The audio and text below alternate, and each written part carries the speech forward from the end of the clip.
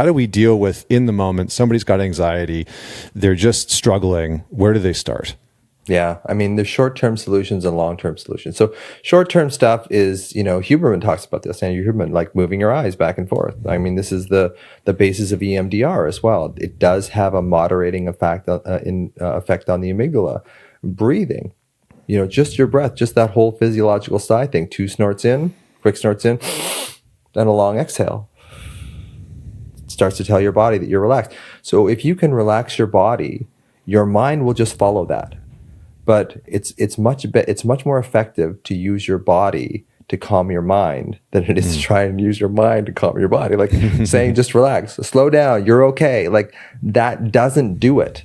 So self-touch is one of those things that I have found in my practice and in my own life, just incredibly helpful. And if you look at Pascal, the actor Pascal, you see him like on the red carpet, he's got his hand over his solar plexus and he talks about his anxiety. Like that's what he's doing. He's connecting essentially, when I look at that, he's connecting to the little boy in him. That's basically what he's doing. He's saying, this is a stressful environment, whatever, we'll be okay. Because your adult is fine. It's the child in you that's creating a lot of this issue. So what do children respond to? They respond to music. They respond to vibration. They respond to touch. They respond to something in the moment. And one of my favorite mantras that I say to myself is sensation without explanation.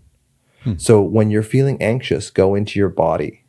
And it's probably going to hurt. You're probably going to find a place in your throat or your chest or your solar plexus or your gut that has a lot of old pain in it. But put your hand over that. And just that's the first step in kind of connecting. Now, again, that's more of a long-term thing, but it will work in the short term as well. So breath work, moving your eyes back and forth. These, tapping has some, and the reason I don't know if tapping has this magical thing, but basically, if you look at the way the brain is structured, your brain has most somatosensory real estate for your hands and your face. So if you start tapping your hands and your face together, your brain can't ignore that. It has to bring you into present moment sensation.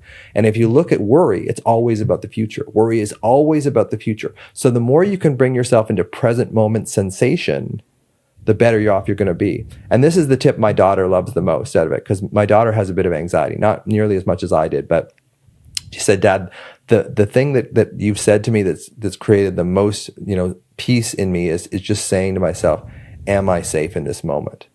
So it's really, and it sounds cliche, but middle of the day, middle of the night, when you wake up in the middle of the night in a panic, you're not rational. All your coping strategies that you've used, especially men, are now gone, right? So you're face on with whatever is stressing you out because you're not able to stuff it down anymore because you've been unconscious for the last 3 or 4 hours.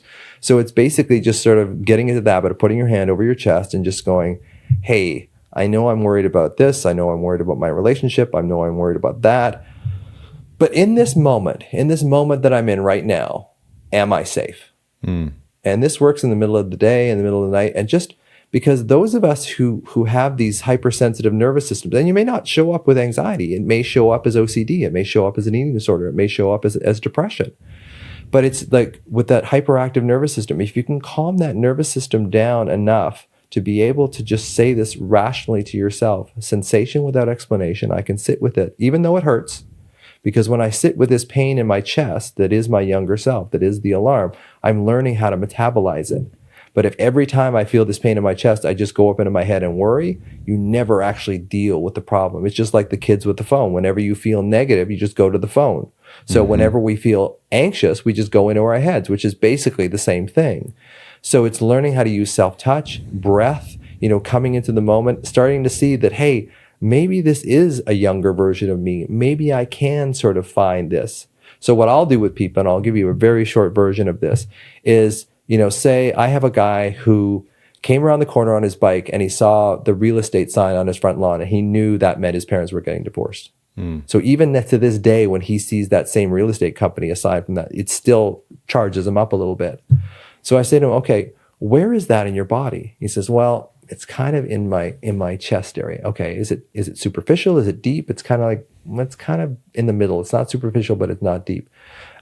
Is it a pressure or is it a pain? It's kind of like an ache. It's like a dull ache. Does it have a color? Does it have a temperature? Yeah, it's kind of red and it's kind of hot. Like I said, I'm shortening this down quite a bit.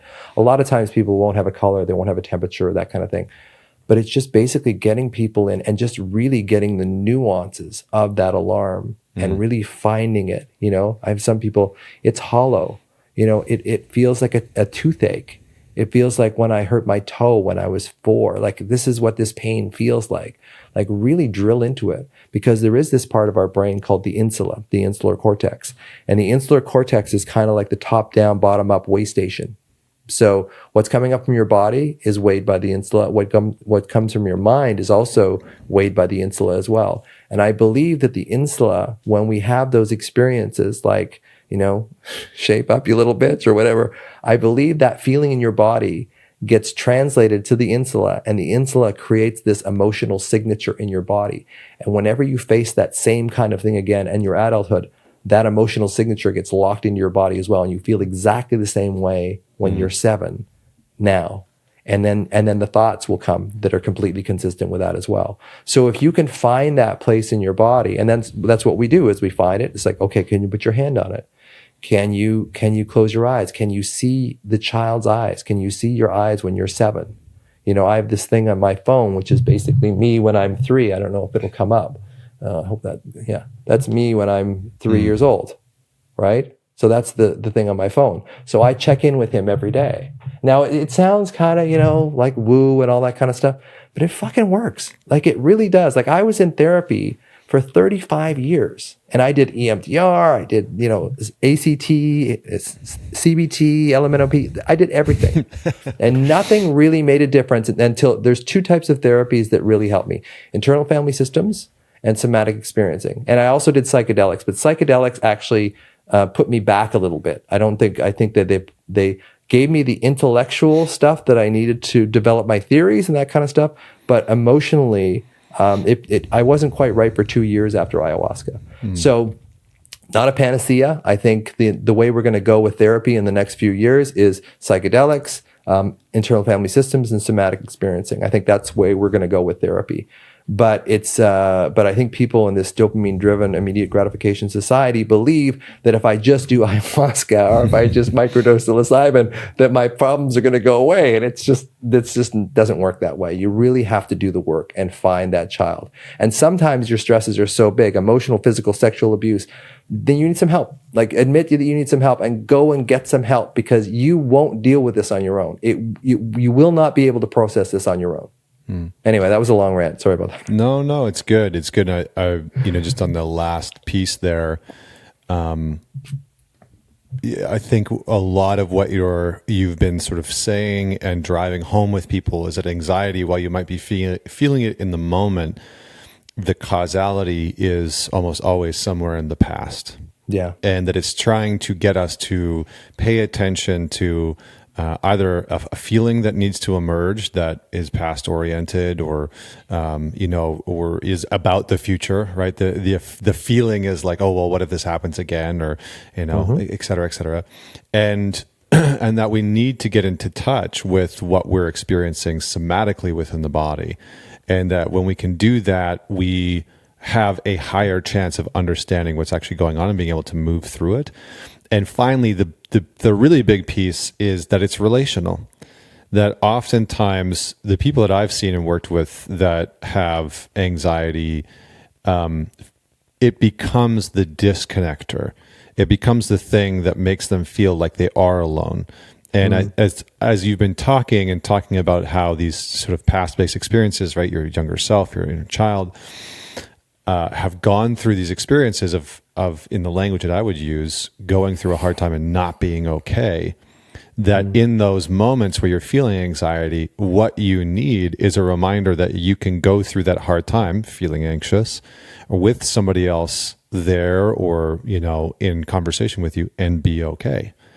And that sometimes we also need that with ourselves, right? I almost hear you talking about the younger self as like, we need to remind that younger version of ourselves that's showing up, that's saying like, I don't know if I'm going to be okay if I ask that woman out, if I fail at this conversation, if the deal falls through, or I can't pay rent, or like whatever it is that we conceptually think is causing the like deep anxiety.